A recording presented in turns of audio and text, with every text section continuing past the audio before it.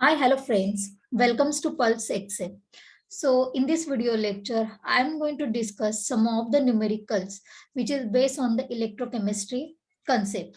So basically this question come into the CSIR NET exam in the year of 2020 in part C, and the marks which is allotted for this question is 4 marks. So now let us start. Actually, before solving this actually numerical which is asked in the NET exam, first of all you need to clearly understand the concept behind it. तो उसके major concept क्या है, what is the basic fundamentals that we will learn first of all, and then later on we jumping on to the solution part. तो जो question आपको exam में पूछा गया था in the CSIR NET exam, this is actually right now on the screen. तो यहाँ पे एक्चुअली उन्होंने पूछा था to calculate the mean activity coefficient. तो आपको यहाँ पे मीन एक्टिविटी कोएफिशिएंट कैलकुलेट करना था with the help of the given data. So these are the actually first concept in this lesson. So first of all, you need to clearly understand in the concept that what is the mean activity coefficient means, then what is the meaning of the activity. So once you know this concept, you can easily calculate this sum. तो first concept में है कि mean activity coefficient क्या होता है. तो उसके लिए आपको सबसे पहले यहाँ पे समझना होगा सम बेसिक केमिकल रिएक्शन. तो एक बेसिक केमिकल रिएक्शन है जहाँ पे आप यहाँ पे बात कर रहे हो that number of M molecules and the number of A molecules with the equilibrium condition, they are just decompose and the give these are the actually two product M plus and the A minus with the stoichiometric coefficient. ठीक है. So after this general chemical reaction, first of all you need to know the what is activity of this chemical reaction. तो activity generally हम लोग यहाँ पे denote करते हैं as a symbol A, and it is actually summation, or we can say it is actually multiplication of what your activity coefficient and the molarity. तो यहाँ पे जो gamma है that is stand for the activity coefficient, and जो M यहाँ पर है that M indicates the molarity which is nothing but again the concentration. तो activity it is actually what your multiplication of concentration term along with the activity coefficient. अब आपको यहाँ पे पता चला एक्टिविटी क्या है. तो अब हम लोग यहाँ पे बात करते हैं what is a mean then ionic activity coefficient. तो मीन एक्टिविटी जो कोएफिशिएंट है basically this equation is basically derive by the Debye and the Hucke. So these actually scientists first time developed this equation to calculate actually what your mean activity coefficient. So what are the formula? So here is a formula that is the log of gamma plus minus is equal to minus 509, and that you need to consider the Z plus and the Z minus. So these are the charges of the ions, and here square root of the I. अब यहाँ पे I जो है generally what it indicates, so here I is nothing but the ionic strength. Okay, and ionic strength again having the formula that half it is the summation of Mi and Zi square. तो यहाँ पे M का मतलब होता है molality, means the concentration of your given electrolyte, and Zi का मतलब है यहाँ पे charge of the ion in the electrolyte. तो जो भी आपको इलेक्ट्रोलाइट दिया जाएगा उसका कॉन्सेंट्रेशन और उसका क्या चार्ज है वो आपको कंसीडर करना है. So once you know this actually ionic state, you can easily calculate the mean activity coefficient which is generally given by the what your scientist Debye and Hucke. So with these now basic concept you can now start to the calculation part कि हमें इसको solve कैसे करना. So जैसे कि मैंने आपको हमेशा बोला है, whenever you are solving the any physical chemistry numerical, you have to follow the 3 major key points. In that, first of all, you should know the formula, given data and the find out, which I already highlighted over here. The formula अभी हम लोगों ने देखा in the previous slide that it is a log of what gamma means activity coefficient, nothing but the minus 0.509 charges of the ion and square root of the ionic strength. तो ये सबसे पहले आपको लिखना है. Then given data आपको पता होना चाहिए. तो given data के लिए सबसे पहले हम लोग बात करते हैं हमारे अभी numerical के बारे में. So now let us see. So here they mention the aqueous actually solution जो है contains 0.02 mole per kg NaCl and 0.03 मोल पर केजी कैल्शियम कार्बोनेट. इसका मतलब यहाँ पे उन्होंने हमें 2 इलेक्ट्रोलाइट दिए हुए हैं. One is the NaCl and second one will be the calcium carbonate, जिनकी उन्होंने कॉन्सेंट्रेशन जो वैल्यू वो यहाँ पे प्रोवाइड की है 0.02 एंड 0.03 मोल पर केजी. इसके अलावा और कुछ गिवन डेटा नहीं है. And then they ask the logarithm of the mean activity coefficient of this solution at 25 degree Celsius is what. तो यहाँ पे हमें फिर फाइंड आउट क्या करना है, mean activity coefficient.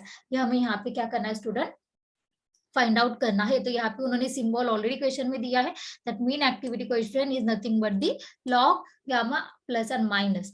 So I hope so this doubt is clear. Now looking at the formula, अब हमें ये पता है कि हमें चार्जेस, तो हमारे पास जो इलेक्ट्रोलाइट है NaCl calcium carbonate, we can easily find out by looking at their general chemical reaction. Then what about the I, तो यहाँ पे हमें उसका क्या करना पड़ेगा, सबसे पहले हमें आयोनिक स्ट्रेंथ पता करना होगा according to this formula, and once we know this ionic strength we can easily calculate the what your mean activity coefficient. So now let us start. First, write down the chemical reaction for electrolyte NaCl. So NaCl decompose Na plus and the Cl minus, जिनका concentration यहाँ पे दिया है 0.02. अगर NaCl का 0.02, उसका जो product होगा Na plus and Cl minus individual ions, उनका भी कॉन्सेंट्रेशन यहाँ पे क्या होगा 0.02 एंड 0.02, बिकॉज यहाँ पे स्टोइचोमेट्रिक कोएफिशिएंट क्या है 1 है, तो उतना ही होगा. अब सेकेंड जो इलेक्ट्रोलाइट है वो यहाँ पे कैल्शियम नाइट्रेट. अब कैल्शियम नाइट्रेट में CaNO3 सॉरी स्टूडेंट, में कार्बोनेट बोल रही थी अभी just by mistakenly. So here is CaNO3 दिया है, तो कैल्शियम नाइट्रेट. अब कैल्शियम नाइट्रेट में यहाँ पे कैल्शियम जब डिकम्पोज होगा कैल्शियम 2+ मिलेगा, and this nitrate ion will be the NO3-, तो यहाँ पे आपको स्टोइचोमेट्रिक कोएफिशिएंट मिलेगा 2. Now after you writing this, write down their concentration. तो कैल्शियम नाइट्रेट का ओवरऑल कॉन्सेंट्रेशन है 0.03, कैल्शियम 2+ के लिए यहाँ पे होगा 0.03. तो यहाँ पे आप देखो नाइट्रेट के लिए भी सिमिलर उतना ही होगा, but the stoichiometric coefficient which is attached with this anions will be 2. तो यहाँ पे फिर आपको क्या करना है, मल्टीप्लाई करना है विद दिस 2 फिगर. तो आपको टोटल जो कॉन्सेंट्रेशन वो कितना मिलेगा स्टूडेंट, 0.06. आई होप से यहाँ तक आपको सबको क्लियर है. So once you know the concentration for both the electrolyte, now let us start with the ionic strength calculation. अब सिंपल यहाँ पे फॉर्मूला क्या है आयोनिक स्ट्रेंथ का, 1/2 summation of MI/Zi square. M का मतलब है कॉन्सेंट्रेशन, Zi का स्क्वायर का मतलब यहाँ पे है कि चार्जेस क्या है आपके आयंस के, कैटायंस और एनायंस के. सो लेट अस स्टार्ट. पहले हम लोग फर्स्ट इलेक्ट्रोलाइट लेते, तो ये यहाँ तक का पूरा कैलकुलेशन जो है, this is actually stand for the NaCl and these are the overall what, किसके लिए, ये है कैल्शियम नाइट्रेट के लिए. ठीक है, सो दिस इज NO3. अब यहाँ पे देखो NaCl में जो हमारा Na+ है उसका कॉन्सेंट्रेशन यहाँ पे कितना है student, 0.02. So I M right 0.02. Charges कितने हैं यहाँ पे, +1 है, सो राइट डाउन द +1 उसका स्क्वायर. अब Cl- कितना है, again concentration 0.02, write down 0.02. Charges कितने हैं यहाँ पे, -1, सो -1 का स्क्वायर, बिकॉज यहाँ पे Zi स्क्वायर दिखा है, करेक्ट. तो यहाँ पे लिखा माइनस, तो ये हुआ NaCl का. अब सेम वे कैल्शियम नाइट्रेट के लिए यहाँ पे लिख दो स्टूडेंट, 0.03 इंटू चार्जेस कितने, 2+ है कैल्शियम के हेड के ऊपर, तो यहाँ पे आएगा 2 का स्क्वायर. फिर नाइट्रेट के लिए कितना कॉन्सेंट्रेशन है, 0.06 है, तो वो यहाँ पे लिख दो इनटू कितने चार्जेस है, -1, तो -1 का square. Just do it overall calculation. तो ओवरऑल कैलकुलेशन जो आपको मिलेगा वो यहाँ पे मिलेगा स्टूडेंट 0.22. अब ये पहले से यहाँ पर तो हाफ है ही, तो ये ओवरऑल वैल्यू डिवाइड हो जाएगी 2 से, तो आपको जो कैलकुलेशन मिलेगा यहाँ पे स्टूडेंट 0.11. बहुत सिंपल कैलकुलेशन था, 4 मार्क्स के लिए आया था. बहुत सारे बच्चों ने एक क्वेश्चन नहीं अटेम्प्ट किया.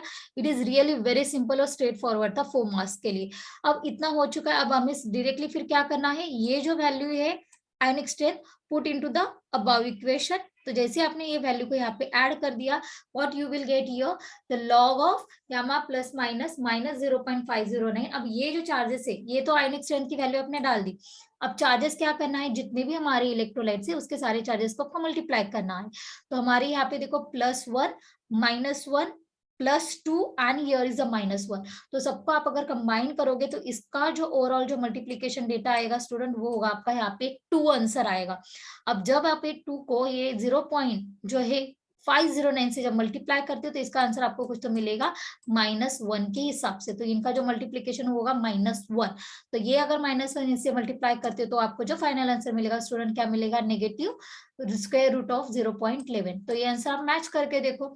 So out of the 4 option this will be the D answer. तो ऑप्शन जो है आपका करेक्ट वो कौन सा है स्टूडेंट, दिस वन. तो इतना सिंपल था, कुछ भी नहीं था. in this question is coming for the 4 marks. I hope so you should understand. अब second question जो आया था नेट एग्जाम में, सेम इलेक्ट्रोकेमिस्ट्री, अगेन 4 मार्क्स के लिए, that is also very simple and straight forward. अब यहाँ पे देखो उन्होंने दिया था कंडक्टिविटी के ऊपर क्वेश्चन. तो सबसे पहले before solving this actually electrochemistry question, you should understand the conductivity term. Apart from the conductivity, जो कंडक्टिविटी उन्होंने दी है वो उन्होंने पूछा है मोलार कंडक्टिविटी. तो जनरली कंडक्टेंस जो होता है, it is actually what the current flows through a conductor. So it is actually reciprocal of what your electrical resistance, जिसे हम लोग बोलते हैं स्टूडेंट कंडक्टेंस. बट हमें यहाँ पे इंटरेस्ट है कौन से कॉन्सेप्ट में, मोलार कंडक्टिविटी में. So let us start with the first. तो मोलार जो कंडक्टेंस है, यहाँ पर जो हमें इक्वेशन जो हमें चाहिए, limiting molar conductivity of this electrolyte, ये हमें यहाँ पे डिटरमाइन करना है with respect to given molar conductivity what data. तो एक बहुत फेमस इलेक्ट्रोकेमिस्ट्री में इक्वेशन है जो कि हम डिराइव करते हैं with the variation of molar conductivity and the equivalent conductivity with concentration. ठीक है, तो जब हम लोग यहाँ पे लोअर कॉन्सेंट्रेशन को कंसिडर करते हैं, listen carefully, so in the lower actually concentration range for a strong electrolyte, okay, these kind of the variation is generally given by which equation, student? Huckel-Onsager equation. And what is your Huckel-Onsager equation is in front of you, that is a molar conductivity is equal to what? Molar conductivity at infinite dilution minus b square root of c. So this is the very famous equation which is, we can call it as a Huckel-Onsager equation. अब यहाँ पे जो B आपको दिया है, that is a Kohlrausch constant, or we can say any constant value which is depending on the nature of your solvent and the temperature. Then second, later on these values indicates the molar conductance at infinite dilution. और अगर ये molar conductance at infinite dilution है तो यहाँ पे उनका जो concentration होगा C, that is going to tends to 0. तो अगर C यहाँ पे 0 बन जाएगा तो आपको जो final equation मिलेगा यहाँ पे स्टूडेंट वो directly क्या होगा? This molar conductivity is what? Directly equate with the what? Limiting molar conductivity के साथ उनका डायरेक्टली क्या हो जाएगा? रिलेशन हो जाएगा। अब नेक्स्ट यहाँ पर वन मोर टर्म है, ये जो अब हम लोग यहाँ पे बात कर रहे हैं molar conductivity at infinite dilution, इसके regarding again we have to understand one of the major law which is we can call it as a Kohlrausch law. So now according to actually this law at infinite dilution, जब हम लोग infinite dilution के बारे में यहाँ पे बात कर रहे हैं, so at infinite dilution when the ionization is complete, क्योंकि यहाँ पे हम लोग strong electrolyte के बारे में बात करें, मतलब उसका ionization यहाँ पे स्टूडेंट क्या हो रहा है?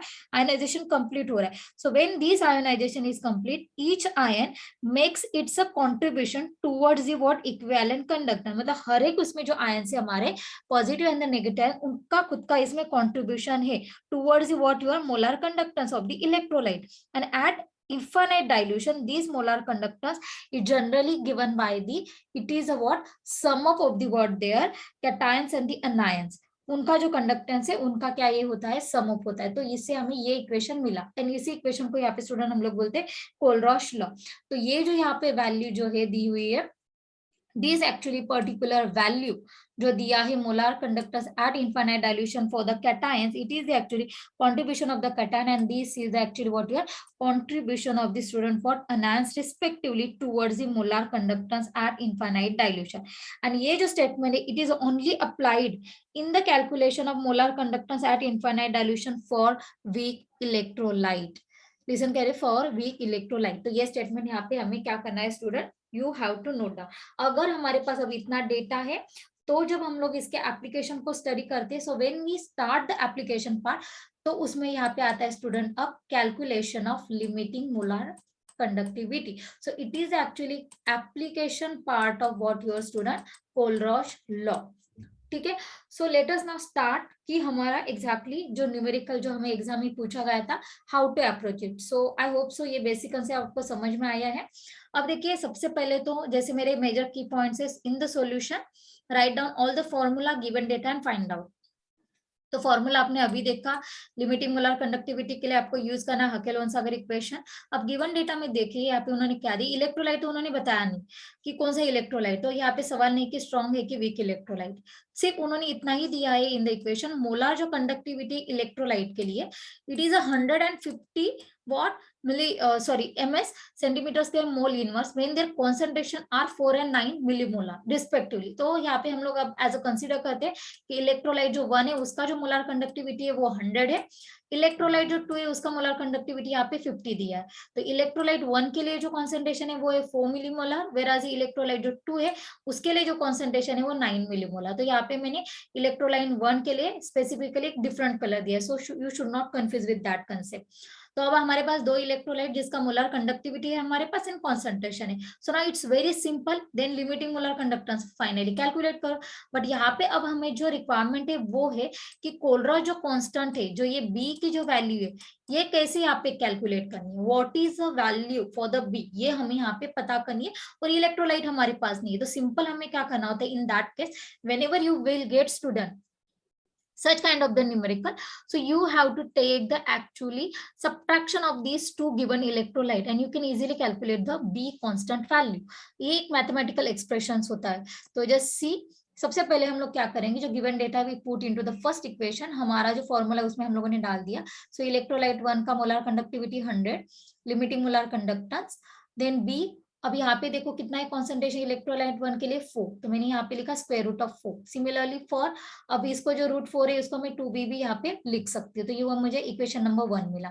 अब इक्वेशन नंबर 2 मुझे क्या मिलेगा, सेकेंड इलेक्ट्रोलाइट 2 का कॉन्सेंट्रेशन कितना है, molar conductance 50. What is the concentration, 9 millimolar. So put square root of 9, तो उसको मैं 3b यहाँ पे लिख सकता हूँ. This is I will get now here equation number 1, equation number 2. अब हमें यहाँ पे b की वैल्यू कैलकुलेट करनी है. So I am just now subtracting this both the equation. So equation 1 and 2, तो इसे मुझे अब क्या करना है, सब्ट्रैक्ट करना है. तो जैसे मैंने यहाँ पे सब्ट्रैक्शन किया, आफ्टर द सब्ट्रैक्शन ये जो दो कॉमन टर्म है ये कैंसिल हो जाएंगे and after the cancellation here you will gate 100 minus 50 और यहाँ पे हमें मिलेगा minus minus what here plus. Okay, तो यहाँ पे जो आंसर मिलेगा 3 माइनस 2, वो यहाँ पे आएगा ओनली व्हाट 1b. ठीक है, and this is how you will get here positive B answer. तो जैसे मुझे यहाँ पे बी आंसर मिल जाएगा तो यहाँ पे आपको बी की वैल्यू मिल गई. तो out of now any two equation put in any one equation and you will get the limiting molar conductance. So therefore now I am taking the here equation number 1. So 100 limiting molar conductance minus b का value अब अभी यहाँ पे पता चला है वो कितना है यहाँ पे स्टूडेंट 50. तो ये यहाँ पे कितना है वैल्यू 2b के साथ मल्टीप्लाई हो रहा है, तो मैंने 2 से यहाँ पे मल्टीप्लाई किया. जस्ट 50 into 2 कितना हो जाएगा इसका कैलकुलेशन स्टूडेंट 100. सो ये 100 यहाँ पे नेगेटिव यहाँ पे चला जाएगा तो ये यहाँ पे क्या होगा प्लस होगा. तो आंसर कितना आएगा 200. So this is how finally here you will get the answer that limiting molar conductivity is equal to what student 200. So which one will be the student right option out of these? So the second जो option था this, ये था आपका यहाँ से correct answer. So I hope so student you now clearly understood कि आपको ये सम जो है कैसे कैलकुलेट करना था. So both the sum actually which is coming into this actually 2020 examination जो इलेक्ट्रोकेमिस्ट्री से आए थे, टोटल 8 मार्क्स के लिए क्वेश्चन आया था. सो बहुत सारे स्टूडेंट ने न्यूमेरिकल छोड़ दिया था. Now you can see how this is a very straight forward question थे, सिंपल क्वेश्चन थे. That only thing is that कि आपको उसका फॉर्मूला एंड राइट अप्रोच पता होना जरूरी है. ठीक है, so I hope so student you should completely understand this question, but still if you have any doubt regarding this numerical, so you definitely ask me the any question. I definitely resolve your all the doubts. Okay, so thank you so much watching this video. If you really like this video, so don't forget to subscribe us. Once again, thanks a lot. Like a Hellcat.